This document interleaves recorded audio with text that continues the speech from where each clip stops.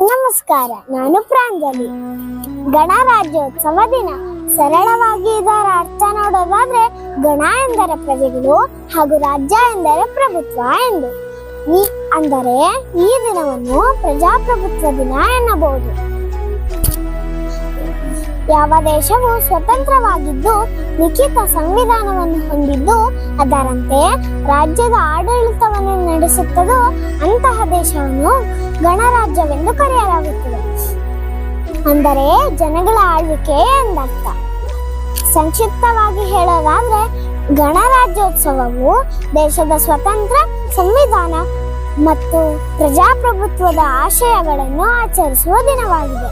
ಜನವರಿ 26, 1950ರಂದು ಭಾರತವು ತನ್ನದೇ ಆದ ಸಂವಿಧಾನವನ್ನು ಸ್ವೀಕರಿಸಿ ಸ್ವತಂತ್ರ ಗಣರಾಜ್ಯವಾಗಿ ರೂಪುಗೊಂಡ ದಿನ. ಇದನ್ನು ರಾಷ್ಟ್ರೀಯ ಹಬ್ಬವಾಗಿ ಆಚರಿಸಲಾಗುತ್ತದೆ.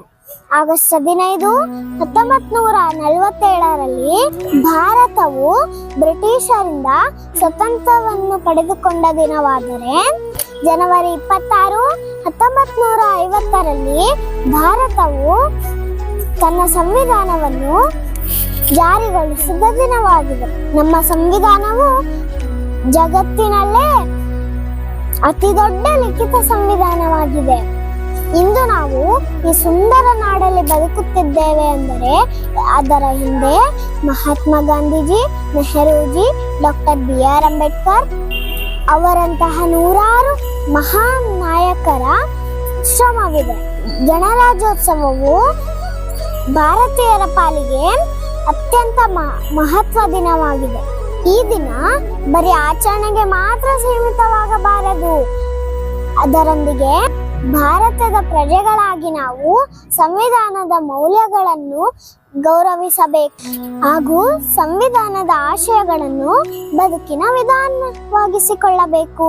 ನಮ್ಮ ದೇಶ, ನಮ್ಮ ಸಂಸ್ಕೃತಿ, ನಮ್ಮ ಹೆಮ್ಮೆ. ಎಲ್ಲರಿಗೂ ಗಣರಾಜ್ಯೋತ್ಸವದ ಶುಭಾಶಯಗಳು. ಜೈ ಹಿಂದ್, ಜೈ ಭಾರತ್. ಧನ್ಯವಾದಗಳು.